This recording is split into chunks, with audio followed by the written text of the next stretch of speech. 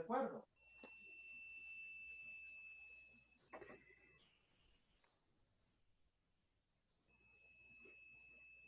De acuerdo.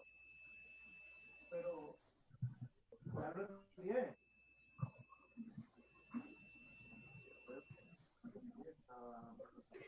Ok. Le voy a pedir que ponga en silencio su computadora mientras estoy en la presentación para que no haya interferencia. Y si tienen dudas, me las hacen saber. Y también ustedes tienen la opción de la manita que se levanta y también está en el chat para que yo lo pueda ver. Bueno, vamos a empezar. Buenos días. Este día les voy a dar yo la clase de farmacocinética, que es la clase 2 de fármaco. Cualquier duda o pregunta que ustedes tengan, aquí está mi correo electrónico, ¿verdad? También se lo pueden hacer a través de los representantes y está a través de la doctora, ¿verdad? Si tienen alguna duda sobre el tema. La bibliografía es la de Goodman y Gilman, el capítulo 2, y es la 13ª edición.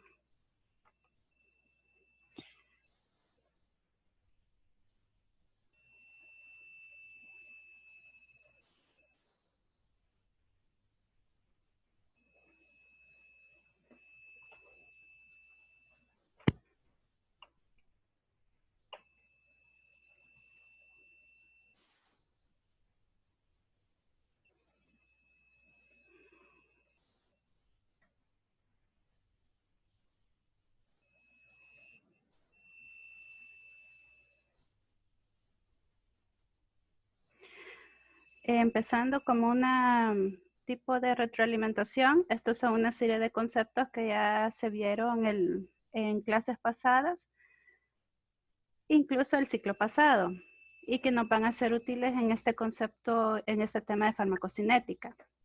De acá tenemos lo que es la difusión pasiva con su contra, que es la difusión facilitada, lo que es un ácido débil, una base débil. Tenemos lo que es el concepto del pKa, lo que es el pH, la membrana plasmática, esto que es la abreviatura de tasa de filtración glomerular. Tenemos lo que es los cotransportadores, el ATP, proteínas transplasmáticas, fármacos equivalentes y fármacos bioequivalentes. La mayoría de estos conceptos ustedes ya los tienen o ya tienen una noción de cada uno de ellos. Si no, los vamos a recordar durante este tema y los únicos conceptos que podrían ser nuevos serían lo de fármacos equivalentes y lo de bioequivalentes.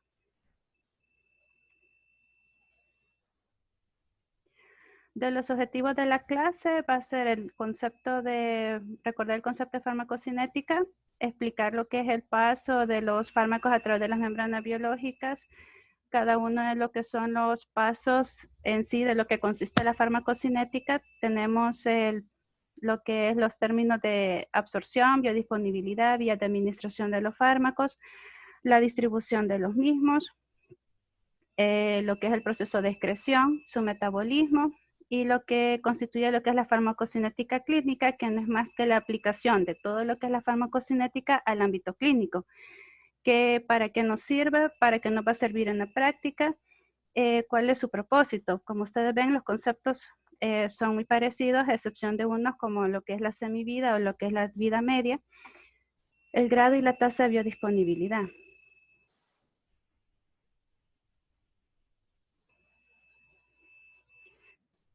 Ahora bien, empezando con lo que es la farmacocinética.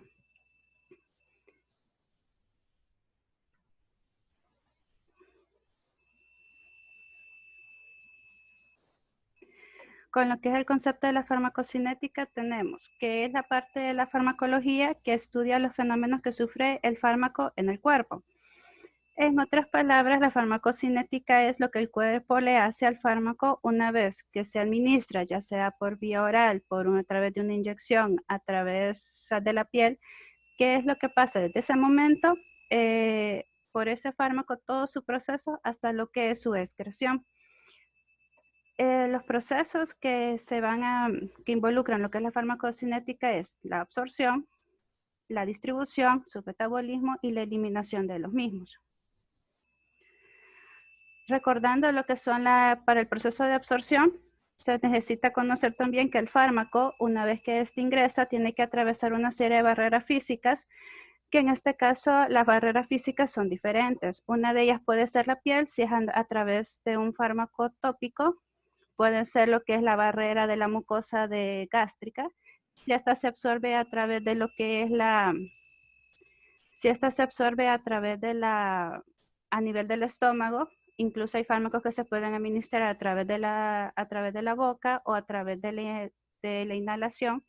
Entonces son esas barreras físicas de las que estamos hablando, pero la barrera física más básica que todo fármaco tiene que atravesar es la membrana plasmática.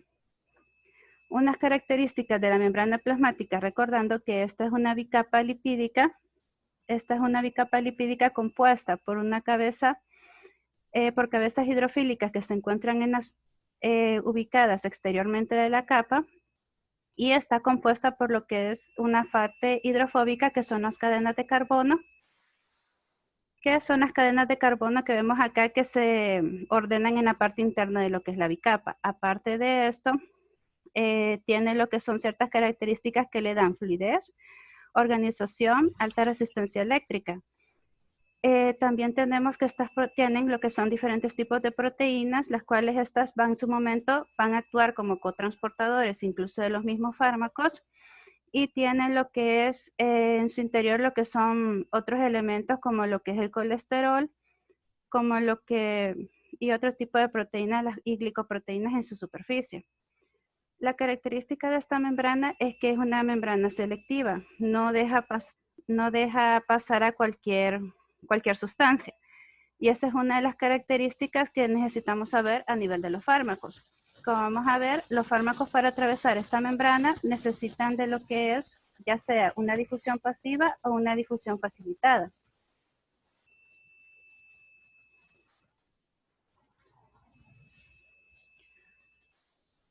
En el caso del paso de los fármacos, continuando, la forma más común es la difusión pasiva. ¿Qué es la difusión pasiva? Es el paso de los fármacos a través de un gradiente de concentración. ¿De qué va a depender? Va a depender también de la característica de la membrana en sí, porque tenemos que la membrana plasmática, la más básica, sí, pero en diferentes células poseen ciertas características especiales, aunque el concepto siempre es el mismo de la membrana. Va a depender también del tipo de fármaco, de la forma de administración, de las características del fármaco. Aquí depende tanto de lo que características de nuestro cuerpo y las características del fármaco, en cuanto a sus características físico-químicas, la naturaleza del mismo, la forma de administración.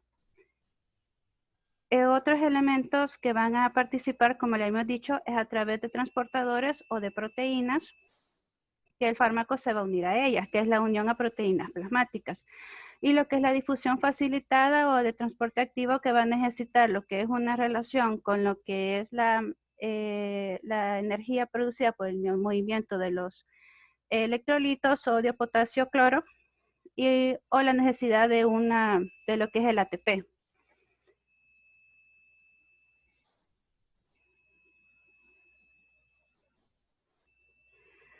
En cuanto a lo que es a la difusión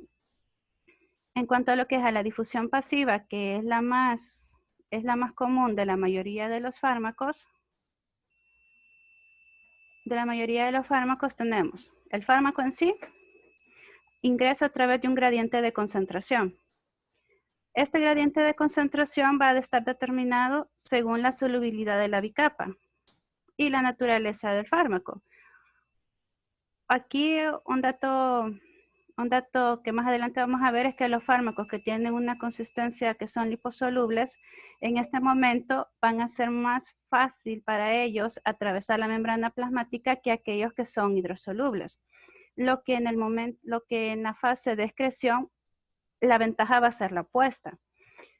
Ahora, esta solubilidad de la capa, ¿de qué va a estar determinada? Va a estar determinada del área de superficie, es decir, cuánta membrana plasmática va a estar expuesta al fármaco. Va a depender también de algo llamado coeficiente de reparto lípido-agua, que son las características de liposolubilidad, hidrosolubilidad que tiene el fármaco y lo que es la magnitud del gradiente de concentración. Ahora, también el fármaco en condiciones estables, cuando hablamos de condiciones estables, se habla de que en una persona sana, por ejemplo, una persona sana que tiene sus membranas íntegras, que no tiene ninguna patología que afecte, porque las patologías también afectan lo que es el proceso de la farmacocinética.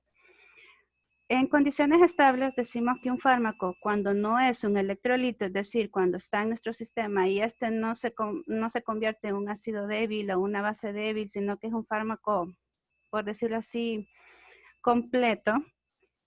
Si este no es un electrolito, se dice que el fármaco no unido es la misma en ambos lados de la membrana, lo que es la concentración. En lo que es la farmacocinética clínica se habla de lo que es la búsqueda de una ventana terapéutica o de un tratamiento que sea eficaz, y eso se logra cuando la concentración del fármaco, tanto en la parte extracelular como en la parte interna de la célula, esta se encuentra la misma concentración. A eso se habla cuando se habla de estabilidad y cuando se habla que se ha logrado lo que es un tratamiento o lo que es un proceso terapéutico cuando se encuentra esta misma concentración en ambos lados de la membrana. En el caso de que un fármaco, si es un electrolito, es decir, se puede disociar débilmente, va a depender del gradiente electroquímico y va a depender de la diferencia del pH de los dos medios en donde se encuentra dividida la membrana.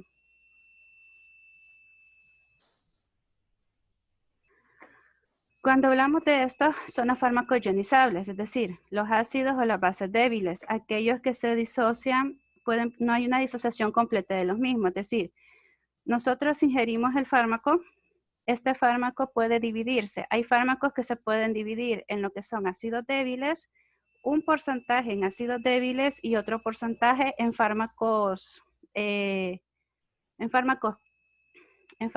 neutros, por así decirlo, porque no se disocian. Y otros pueden ser bases débiles. ¿En qué va a influir esto? Va a influir en que en algunos lugares del cuerpo van a tener un mayor efecto que en otros.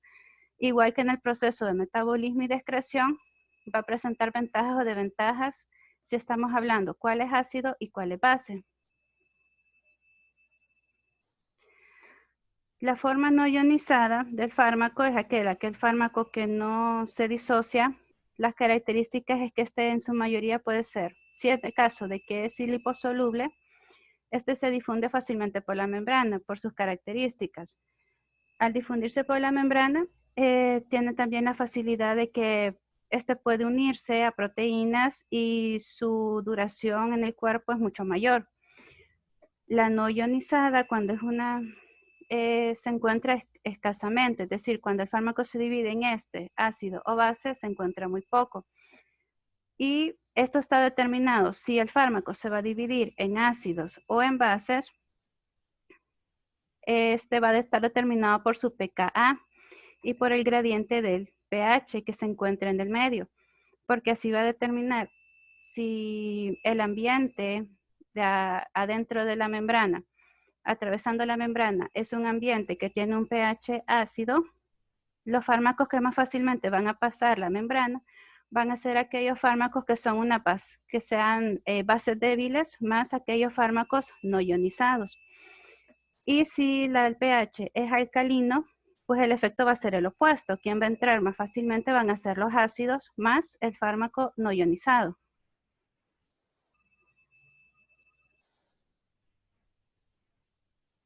Ahora, acá está un ejemplo de lo que pasa cuando un fármaco se disocia.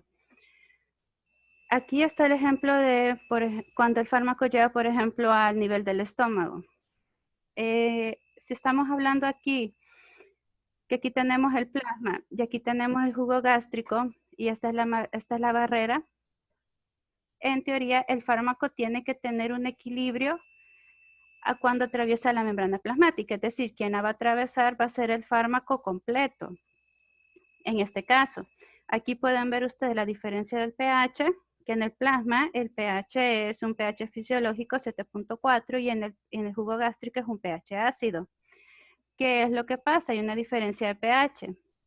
Entonces, en este sentido, ¿qué le va a pasar al fármaco si se encuentra en plasma? Si se encuentra en plasma, el fármaco va, aunque se encuentre en equilibrio, porque vemos, la disociación de un ácido a una base hace que se encuentre en equilibrio, es decir, no vamos a encontrar siempre la misma concentración de fármaco disociado, sino que este está constantemente disociándose y formando nuevamente lo que es el fármaco. En el plasma vamos a ver que la flecha se dirige hacia la derecha, es decir, hay una disociación. ¿Por qué? Porque el pH es más alcalino que lo que es el pH del propio fármaco. El fármaco, su naturaleza es que se disocia en un ácido débil. Entonces su naturaleza va a estar determinada a disociarse en ácido débil cuando está en plasma. Cuando está en el jugo gástrico, el fármaco va a tender a unirse a lo que es el fármaco no ionizado. A pesar de que sea un ácido, se va a convertir en el fármaco no ionizado y este va a atravesar lo que es aquí el plasma. ¿Por qué? Porque este es un ácido. Entonces, por la diferencia de pH, el ácido débil va a tender a atravesar a lo que es a la zona del pH alcalino. Algo así como los contrarios, ¿verdad? Y esto es importante porque así nosotros podemos saber si un fármaco, cuál es su sitio de acción, cuál va a ser el sitio de acción de estos y en qué lugares estos van a ser mayormente absorbidos.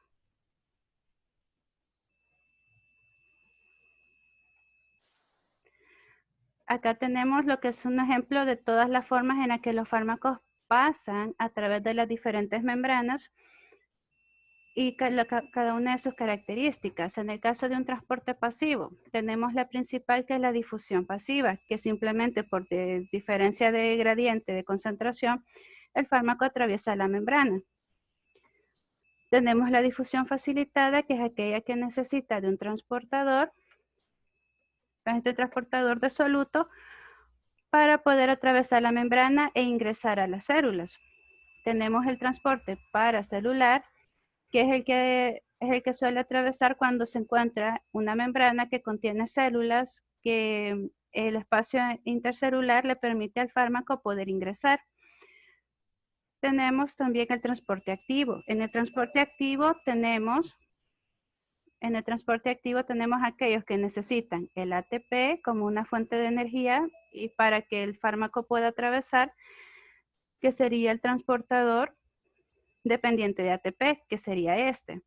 Otro tipo de transportador que los fármacos pueden utilizar, aunque en menor medida, son los transportadores asociados a lo que es al potasio sodio ATPasa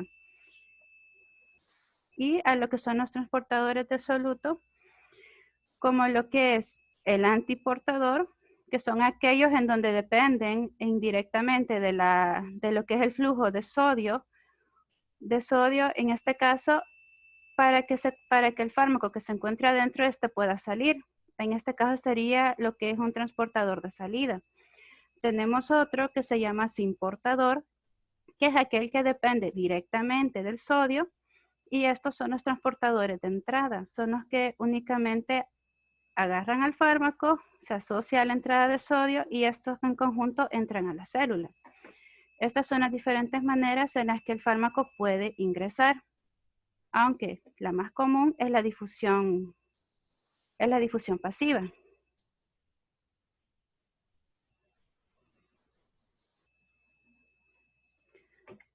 Ahora, ya hablamos de lo que es el proceso de transporte a través de la membrana. Ahora, el siguiente paso en la farmacocinética es el proceso de absorción. ¿Qué pasa cuando el fármaco al fin entra? El fármaco tiene lo que se llama lo que es un proceso de absorción, ¿sí? El fármaco entra, el fármaco puede disociarse, puede estar completo, pero ¿cómo se absorbe este? El concepto de absorción, acá se los pongo, es el traslado de un fármaco desde su sitio de administración hasta el compartimiento central.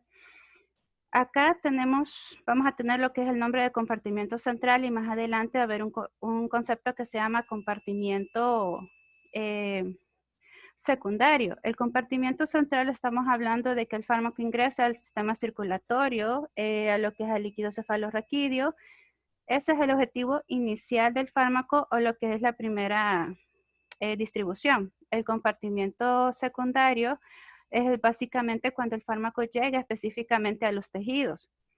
Ahora, primer momento, ¿cómo hace el fármaco, el traslado del fármaco al compartimiento central? Acá tenemos los factores que influyen, como sería la vía de administración, la forma farmacéutica, o sea que está asociada a la vía de administración, la acidez y alcalinidad del estómago, que también tiene que ver, la motilidad gastrointestinal cuando estamos hablando de una vía oral, y factores patológicos o en el caso de las enfermedades asociadas a problemas gastrointestinales. Podemos hablar también de problemas asociados a las proteínas que van a transportar estos fármacos o aquellas que pueden alterar lo que es el pH. Como ya vemos, hay fármacos que se asocian a un pH ácido y otros a un pH alcalino. Y al presentarse una alteración, pues se va a ver alterado lo que es la absorción o el paso de la farmacocinética del fármaco. Con respecto a la biodisponibilidad, tanto la absorción como la biodisponibilidad están relacionadas porque se da lo que es el traslado del fármaco y a la vez estamos hablando de la biodisponibilidad de este que tiene en nuestro sistema. La biodisponibilidad se define como la fracción de una dosis del fármaco inalterado, porque la biodisponibilidad la vamos a medir por aquel fármaco que no está ni ionizado, ni tampoco está unido a lo que es proteínas plasmáticas, porque la acción que el fármaco va a hacer es lo que se conoce como el principio activo del fármaco y este se va a ejercer solo si el fármaco está libre. En caso contrario, el fármaco ahí anda circulando y no va a ejercer el efecto que le corresponde como tal. Entonces, es la dosis de este fármaco inalterado que llega al flujo sanguíneo, o sea, cuánto es la cantidad del fármaco que ingresó, que se absorbió y que puede ser utilizado, que llega al flujo sanguíneo en primer lugar y que por lo tanto suponemos que puede hacer su efecto. Entonces a eso se le conoce como la biodisponibilidad. ¿Por qué? Porque en el momento de absorción el fármaco puede presentar, si es por vía oral, el fármaco puede ingresar. Hay cierto porcentaje del fármaco que puede ser, ya sea eliminado a través de la misma digestión, el proceso de digestión, puede ser neutralizado por los jugos gástricos, puede simplemente pasar y eliminarse a través de las heces sin ninguna alteración, sin ningún metabolismo y ahí se fue el fármaco porque probablemente el cuerpo no lo absorbió completamente. Entonces, otro proceso del fármaco es que el fármaco ingresa, pero al ingresar pasa al hígado. Cuando pasa al hígado, se puede metabolizarse y convertirse en un fármaco inactivo. Entonces, todas esas opciones hay que considerar. Por eso el concepto de la biodisponibilidad, o sea, el 100% del fármaco que nosotros ingresamos no es el 100% que va a ejercer efecto en nuestro cuerpo, sino que solo es una fracción y es la que se encuentra de forma libre. Acá les tengo lo que es el efecto ese es el efecto del primer paso. ¿Cuál es la cantidad de porcentaje del fármaco que se va a ocupar? Acá les tengo una fórmula que se encuentra en el libro de texto y por eso la famosa F, porque está en el libro de texto. ¿Por qué? Porque más adelante vamos a ver que esta F es la biodisponibilidad y su asociación al tipo de vía de administración que vamos nosotros a poder utilizar el fármaco. ¿Qué? ¿Por qué voy a usar una vía endovenosa? ¿Por qué voy a usar una vía oral? ¿Por qué voy a usar una vía tópica? Entonces eso va a depender mucho de este concepto.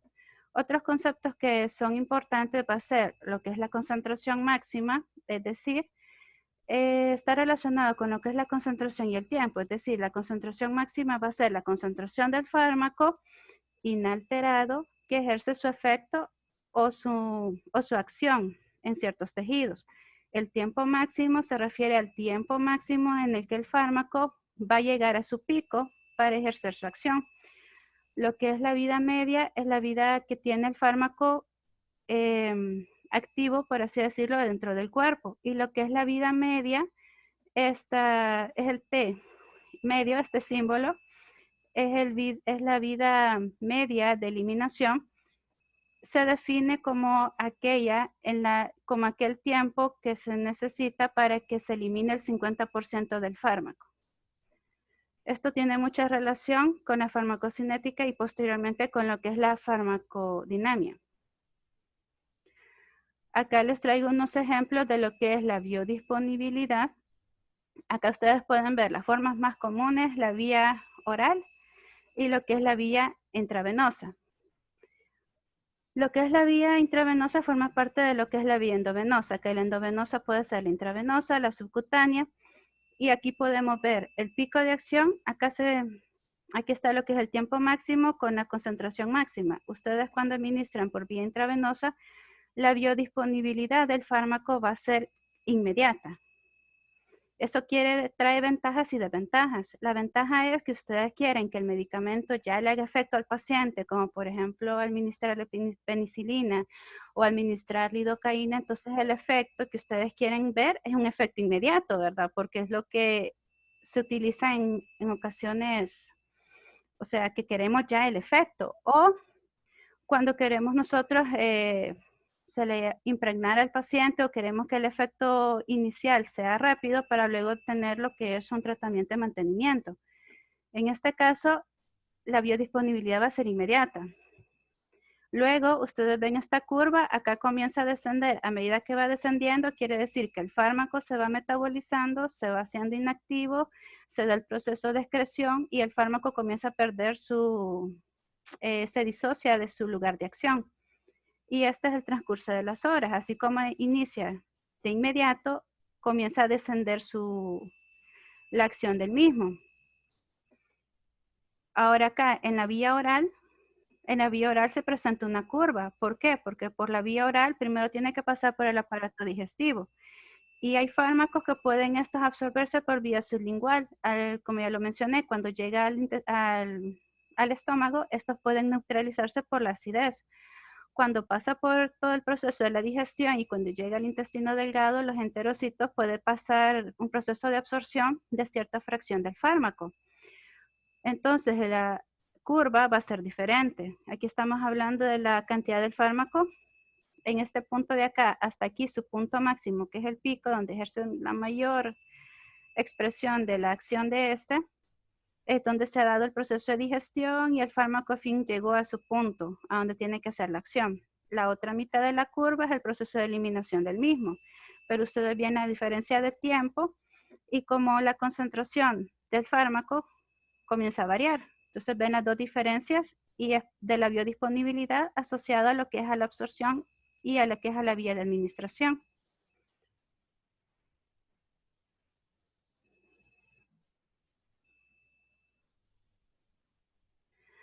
¿Cuáles son esas vías de administración que se asocian a la biodisponibilidad? Tenemos lo que es la intravenosa, la subcutánea, la intramuscular y lo que es la ingestión oral.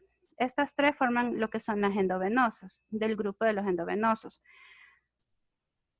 Aquí se encuentran lo que son sus patrones de absorción, las ventajas, desventajas, pero se menciona que la más común y la que menos efectos adversos pueda tener es la vía oral, porque es la más común, la más económica y la que en el caso que que el paciente o la persona necesite lo que es un tratamiento para llevarse a su casa, lo que es de forma más práctica es la vía oral.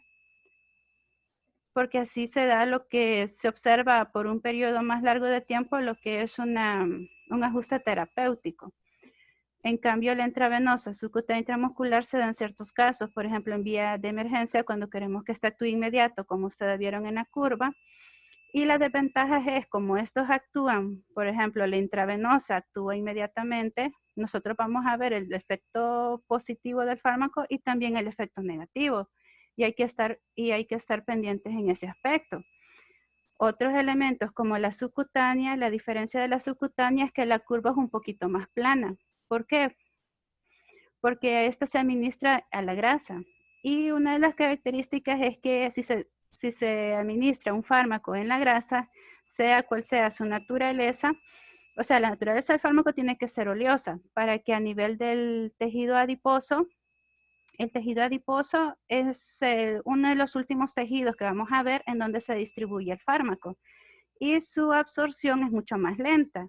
Un ejemplo de las que se administran por esta vía, tenemos las hormonas anticonceptivas. Por su consistencia oleosa se administra de esta manera porque su efecto tiene que ser gradual. Las intramusculares, su desventaja, por ejemplo, es que si se la administran a una persona que hace ejercicio, la misma contracción muscular va a acelerar su efecto. Y inconvenientes son los mismos, o sea, en estas tres puede presentar lo que es dolor en la zona, puede presentar efectos adversos de inmediato, a diferencia de lo que es la oral.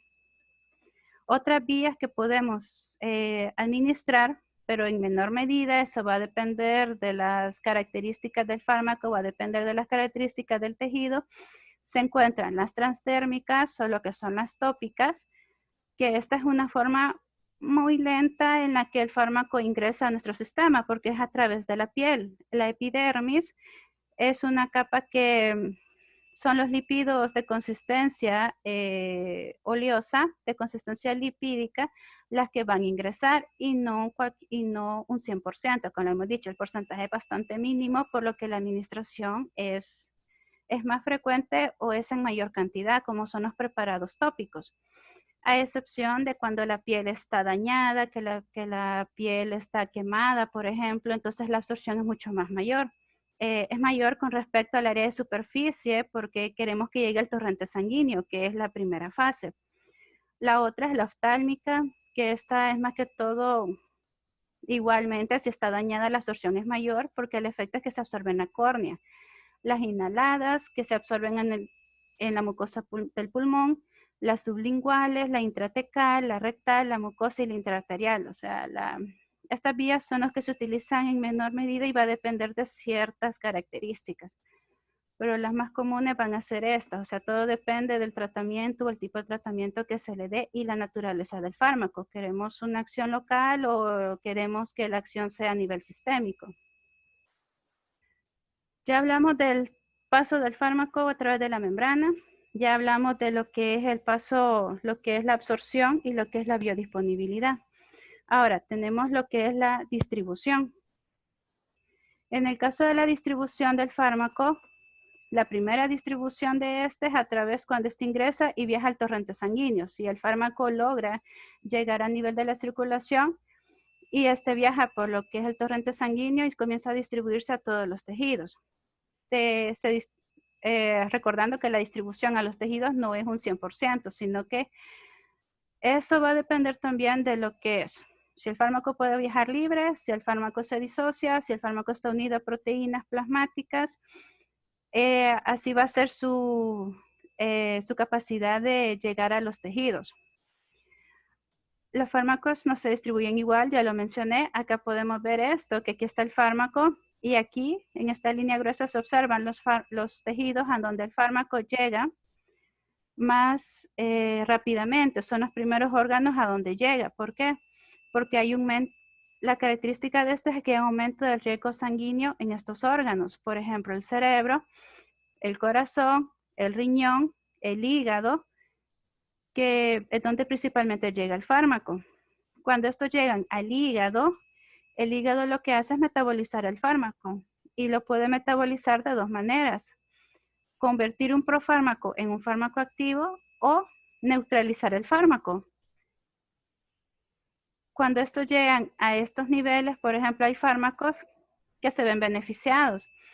Los antiepilépticos, por ejemplo, llegan al nivel del cerebro, ejercen su acción, pero luego esto se disminuye su efecto de acción y vuelve a darse lo que es una redistribución. Es decir, que el fármaco dejó de ejercer su efecto principal y comenzó otra vez una nueva distribución. A nivel del riñón, ¿qué es lo que va a pasar? Si este fármaco se encuentra libre, ¿sí? No se encuentra libre, no fue metabolizado, a nivel del riñón lo que puede ocurrir es que este se elimine también y hay un porcentaje de ese fármaco que ya no va a ejercer su acción. Por el otro lado, hay tejidos que su distribución va a ser lenta y en alguna manera sirven de reservorio de los mismos. Tenemos lo que es la piel, el músculo y el tejido adiposo. Este tejido adiposo sirve como reserva del fármaco. Otros lugares tenemos lo que es el hueso que sirve de reserva. La placenta, su importancia esta como una barrera es que es el efecto que puede tener el fármaco en el desarrollo del fetal. Y la barrera hematocefálica que es a nivel del tejido del sistema nervioso. Como sabemos, la barrera hematocefálica es una barrera bastante selectiva con respecto a los mismos. Con respecto a la distribución del fármaco, vamos a ver aquí lo que es la redistribución, que es lo que ya les había mencionado. El fármaco llega a un tejido, ejerce su acción y después de ejercer su acción se separa de su sitio de unión y comienza otra vez una nueva redistribución a través de la circulación, ya sea que va a regresar al hígado, va a irse al riñón, entonces es lo que se llama redistribución. Estábamos hablando que la distribución es que el fármaco va al líquido intersticial y al intracelular. Y esto va a depender de estos conceptos: propiedades físico-químicas del fármaco, la velocidad de distribución y la capacidad de interacción que tiene el fármaco con el medio o el tejido donde va a llegar. Hablamos de una segunda distribución cuando la concentración, la segunda distribución es cuando está el fármaco en sangre, en el torrente sanguíneo, y esto tiene que dirigirse a lo que es a los tejidos. Entonces, dependiendo de la afinidad, los fármacos van a distribuirse a ciertos tejidos más rápido que a otros. Entonces, esta es la segunda distribución. Y se logra en unas condiciones estables lo mismo. Una concentración de fármaco en tejido tiene que ser igual a la concentración en sangre para poder decir que es una condición estable y para poder decir, vaya, el fármaco puede ser que el fármaco haga su acción o tenga un inicio terapéutico. Cuando el fármaco está en los tejidos, va a depender de estos factores también para ejercer su acción. En el proceso de distribución, mencioné que el fármaco puede estar unido a proteínas plasmáticas y el fármaco también se une a los tejidos. Y en ese momento, el fármaco, cuando está unido a tejidos, es reversible y estos son los elementos en donde se puede unir. Y lo otro es que prolonga la acción del fármaco. No se puede eliminar si está unido a tejidos o a proteínas plasmáticas. Cuando se une a proteínas plasmáticas, la más común va a ser la albúmina.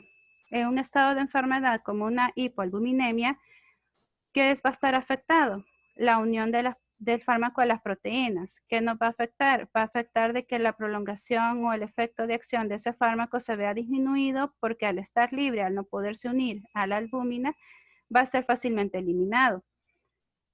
¿Es reversible? Sí, es reversible. Sirve como proceso va a servir como proceso de transporte y para prolongar el efecto de acción del fármaco. ¿Qué va a limitar? Su excreción, limita la tasa de filtración glomerular. O sea, cuando están unidos no pueden excretarse, ni tampoco pueden metabolizarse. Ahora, cuando hablamos del metabolismo, ya el metabolismo puede darse de dos formas, ya sea para neutralizar el fármaco, detiene la acción del fármaco, convierte el fármaco en componentes polares hidrosolubles para su excreción, como es en el caso de aquellos que son liposolubles, y en el caso de los profármacos los activa. Un ejemplo de los profármacos va a ser los inhibidores de la ECA, los que se tratan en el caso de la hipertensión. Un ejemplo, el famoso enalapril. El enalapril como tal no ejerce un efecto hasta que va al hígado, es metabolizado y se convierte en su principio activo. Estas son las tres razones por las que el fármaco se metaboliza. Tenemos acá tres conceptos sumamente importantes, que es la cinética del primer orden, la cinética del orden cero y la biotransformación. Cuando estamos hablando de la cinética del primer orden, se refiere a que estamos evaluando la fracción del fármaco que se elimina por el metabolismo de una forma constante. Este es fármaco de primer orden, es decir, el fármaco es metabolizado, el fármaco ejerce su acción y una fracción de esta es la que nosotros estamos evaluando cómo se elimina.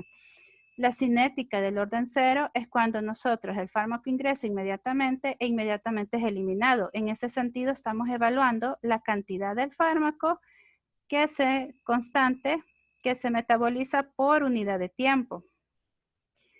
Y el proceso de biotransformación, el cual básicamente se lleva en el hígado, principalmente el metabolismo se da a nivel del hígado y de manera menor en estos tres sitios.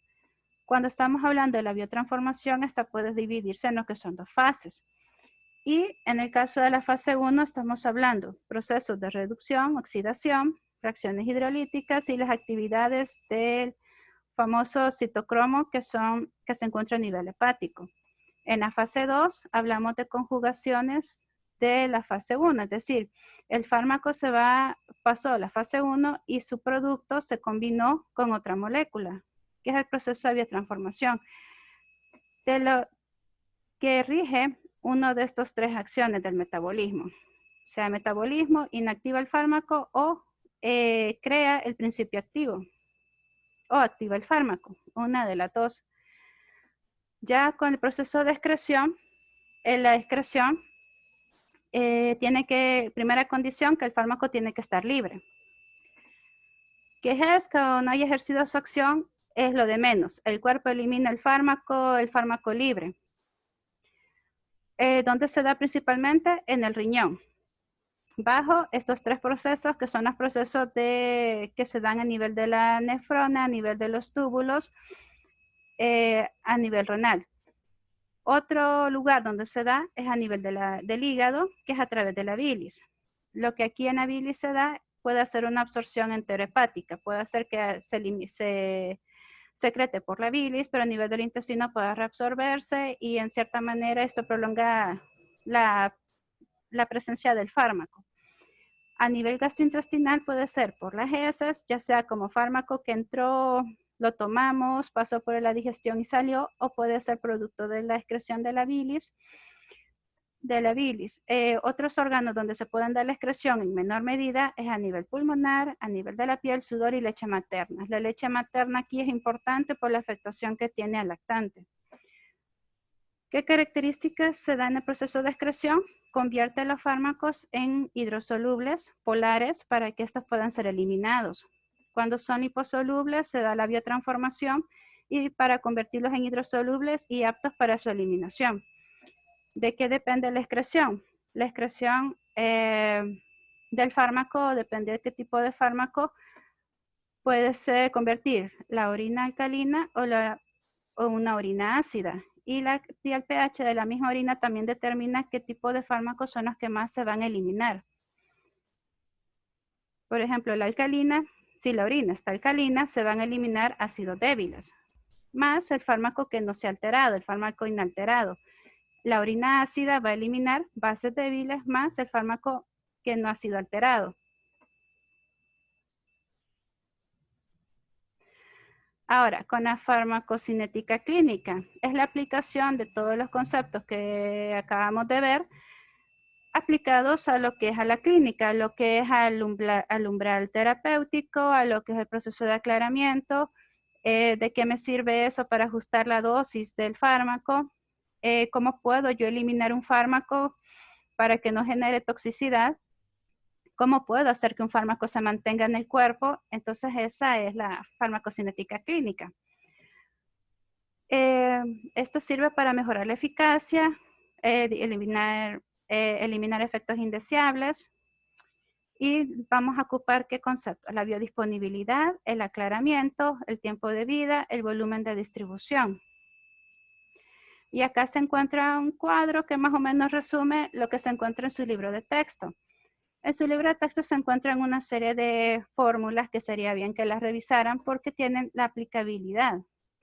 En el concepto de distribución, aparte de lo que ya se presentó, se encuentra el volumen de distribución, el volumen de líquido que sería requerido, o sea, el proceso de distribución busca evaluar el volumen de líquido que podría ser requerido para contener el fármaco, y lo que son las tasas de distribución, ya sea en el compartimiento central, que es a nivel circulatorio, cuánto necesito y cuánto de este porcentaje llega al final, el compartimiento final, que sería a los diferentes tejidos. ¿Cuál tejido me interesa? El primero que llega porque tiene una mayor irrigación, o me interesa el fármaco, el tejido que me sirve como reserva. También esto depende de lo que es el cambio sanguíneo, lo que es la permeabilidad del endotelio capilar. Las patologías también se ven afectadas. Con lo que es la vida semivida, está lo que es la vida media, que es lo que le he mencionado, y lo que es la vida media de eliminación terminal, que es la que se utiliza para evaluar cuando pasa el paso de los fármacos del compartimiento secundario al central, cuánto se tarda. Y de eso depende cuánto se va a tardar para que sea eliminado. La biodisponibilidad, ya habíamos hablado de eso, y lo que es la eliminación, que aquí se menciona el concepto de aclaramiento. Que el aclaramiento puede darse, o es el proceso en el que el fármaco se elimina, ya sea de manera hepática, de manera renal, y el aclaramiento total es la suma de todos esos órganos en donde el fármaco comienza a ser eliminado.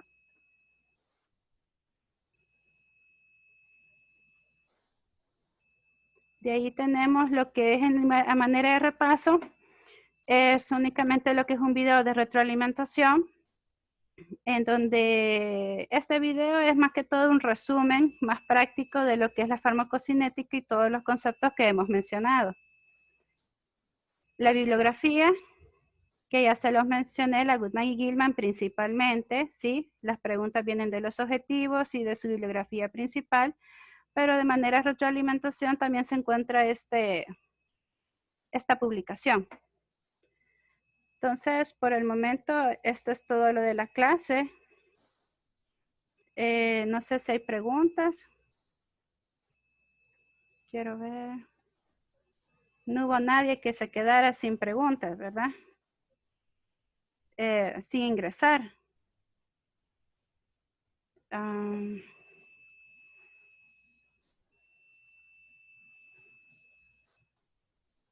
Bueno, todos entraron. ¿Alguna pregunta que tengan?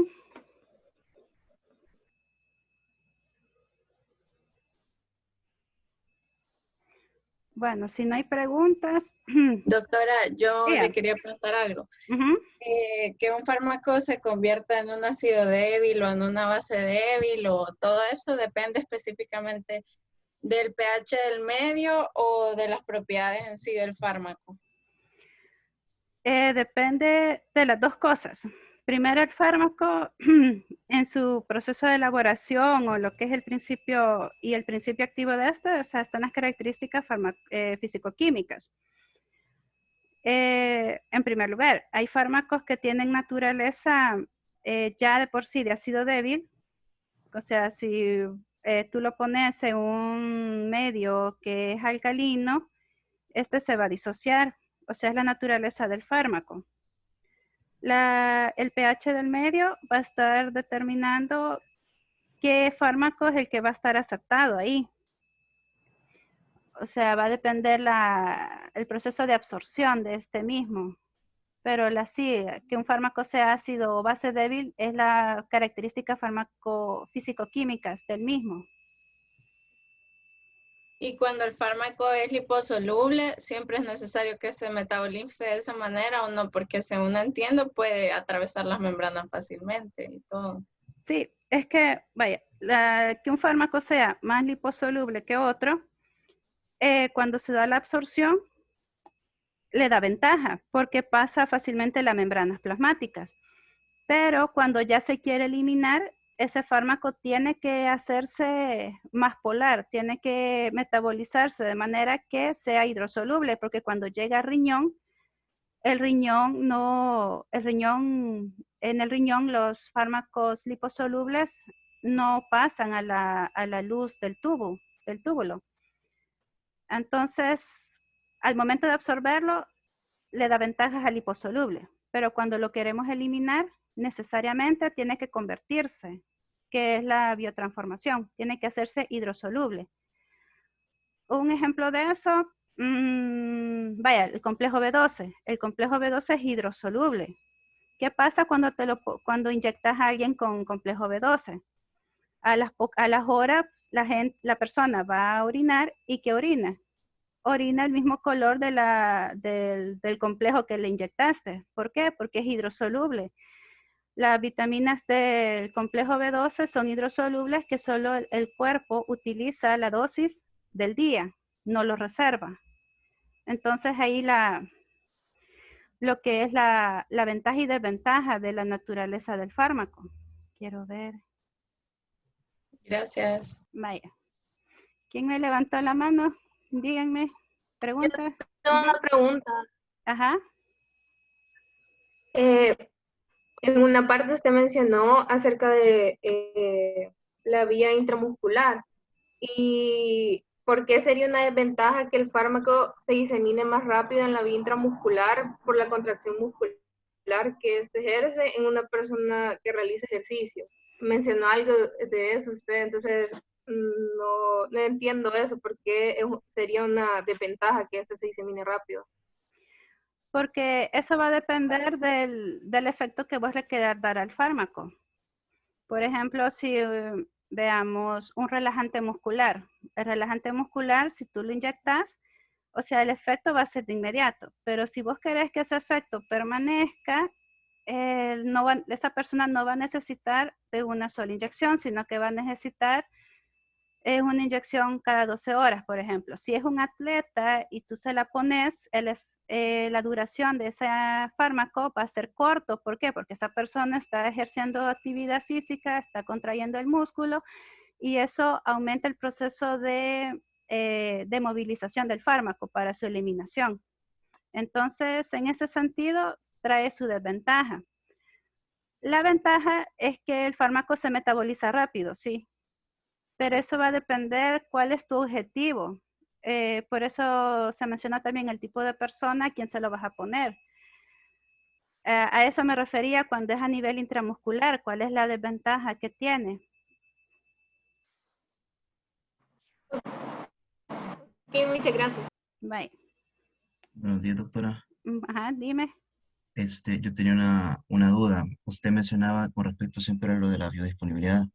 Usted decía que a la hora de inyectarlo, por ejemplo, vía intravenosa, sí iba a haber un efecto más inmediato, mencionó usted, ¿verdad? Yo había comprendido que la biodisponibilidad es dependiendo de la forma en la que se introduzca el fármaco, así va a ser. Por ejemplo, no es igual la disponibilidad que hay a través de vía intravenosa que de forma oral, ¿verdad? De esto siempre tomando en cuenta que a la hora de la absorción va a llegar al flujo sanguíneo. A la hora de que se absorbe, porque hay fármacos que se absorben a nivel del estómago, ¿verdad? Otros a nivel de duodeno, y dependiendo de eso, la biodisponibilidad es mayor o es menor. Sin embargo, me imagino yo que a la hora de inyectarlo, intravenosa, la biodisponibilidad sería del 100% del fármaco, ¿verdad? Entonces mi duda venía ahí, usted que yo comprendo eso de biodisponibilidad, y usted mencionaba que iba a tener un efecto inmediato, creo que mencionó usted, ¿verdad? Entonces esa es mi duda, me he confundido un poco ahí con el término. Vaya, es que la biodisponibilidad es cuando una fracción del fármaco, esa fracción del fármaco es el fármaco que no está unido a proteínas, sino que es el fármaco libre. Esa es la biodisponibilidad. Ahora, si estamos hablando, dependiendo de la vía de administración, tú lo dijiste, la vía intravenosa es más rápida. ¿Por qué? Porque se salta todo el proceso de la digestión y se salta lo que es la primera distribución porque ya lo pusiste en la sangre. Entonces, el fármaco inmediatamente va a ejercer su efecto en el tejido que le corresponde. Entonces, ahí sí la biodisponibilidad es la fracción. Que sea por diferentes vías, la vía va a aumentar lo que es la biodisponibilidad de esa fracción. No sé si esa era tu duda. Sí, más o menos por ahí al final llegó. Entonces, como le decía, la disponibilidad va a ser mayor a nivel cuando se introduzca intravenosa que cuando sea oral. Eso es lo correcto, ¿verdad? Sí, porque por la oral tiene que pasar todavía un proceso el proceso de la digestión, pasar la Exacto. membrana. Y en ese proceso también me imagino que al metabolizarse se pierden ciertos factores, ¿verdad? O sea, edad. Sí, se pierde más porcentaje de ese fármaco eh, porque se metaboliza, porque se va de un solo a eliminarse por las heces, porque pasa por el hígado y allí se neutraliza. Por eso es que en la vía oral, o sea, si te das cuenta, es cada 6 horas, cada 8 horas. Los periodos en los que se da ese fármaco son mucho más cortos que una vía intravenosa. Por ejemplo, una vía intravenosa se la pones una vez al día, ciertos fármacos, y ya su efecto es mucho, eh, es mucho mayor porque la biodisponibilidad es el 100%, como tú lo dijiste. Ok. ¿Mm? Muchas gracias. ¿Otra pregunta? Doctora, yo tengo una pregunta. Es Ajá. con respecto a la vía de administración intravenosa y la intraarterial.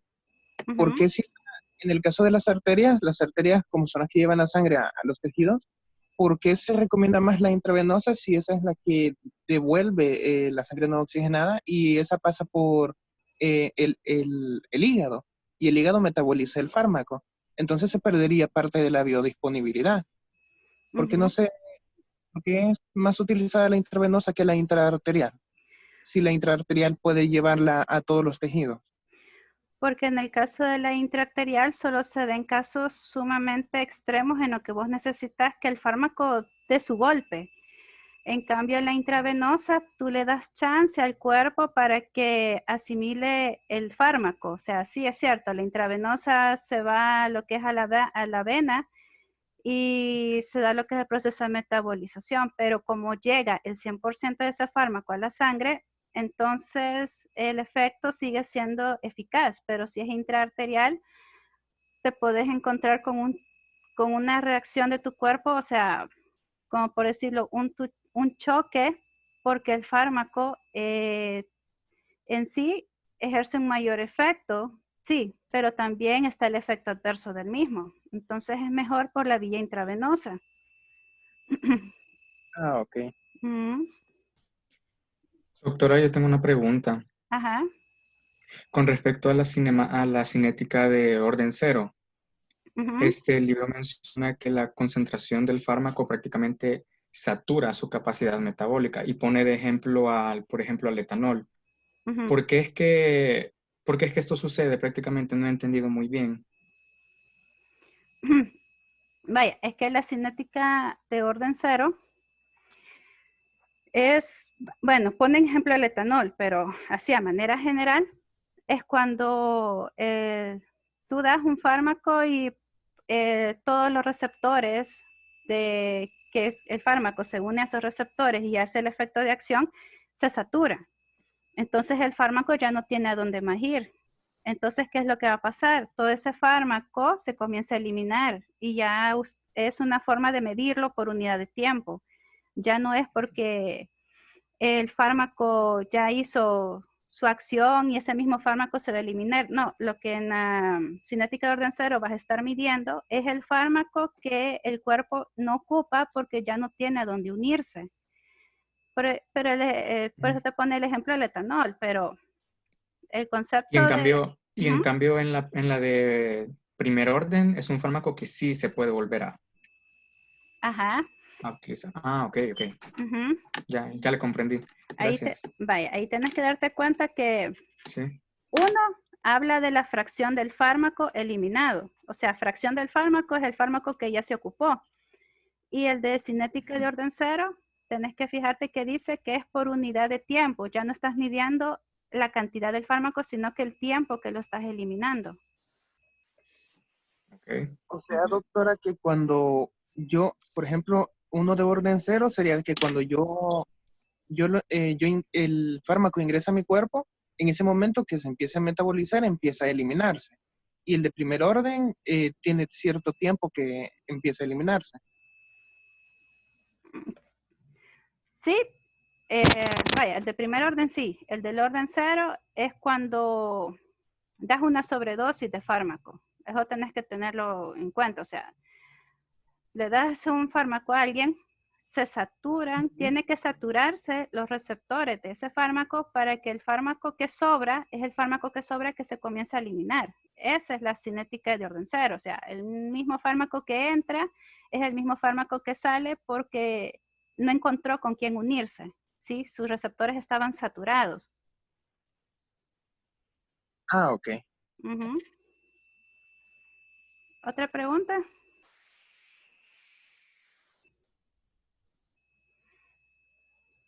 Doctora, disculpe, Ajá. yo tenía una duda. ¿Los coadyuvantes en qué etapa de la farmacocinética van a actuar o actúan en las 4? Los coadyuvantes. Ujú.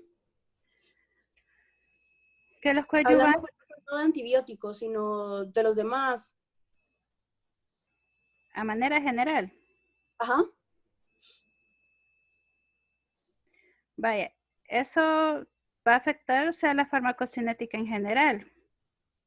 O sea, no hay un lugar específico, sino que cuando estamos hablando de los coadyuvantes, o sea,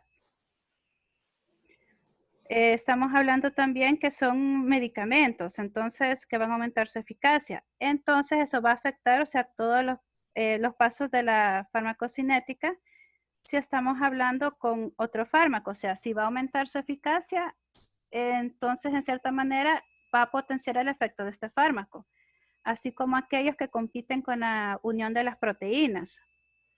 Ahí se ve afectado la acción de alguno de ellos, pero si queremos potenciar los dos, en cualquier fase de la farmacocinética se puede dar, porque el objetivo es potenciar el efecto del primer fármaco. Ok, gracias, doctora. Vaya.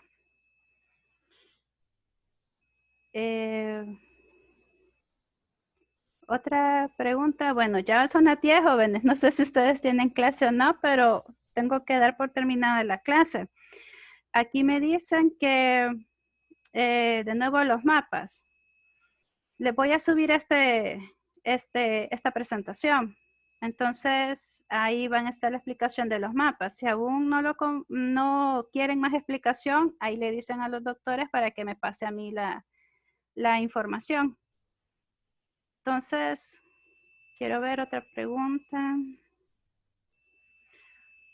Los modelos de distribución. Me dice aquí, los modelos de distribución podrían tomarse como la forma de distribución del fármaco o como teorías. Por el momento, cuando se habla de modelos de distribución, tendría que estar respaldado con alguna investigación que se ha dado, porque muchas veces hay unos modelos que son teorías y otros que se han comprobado, pero por ciertos fármacos o grupos de fármacos. Así que ahí tiene que estar respaldada por una investigación para tomarlo como algo cierto, algo que, ¿verdad?, de peso.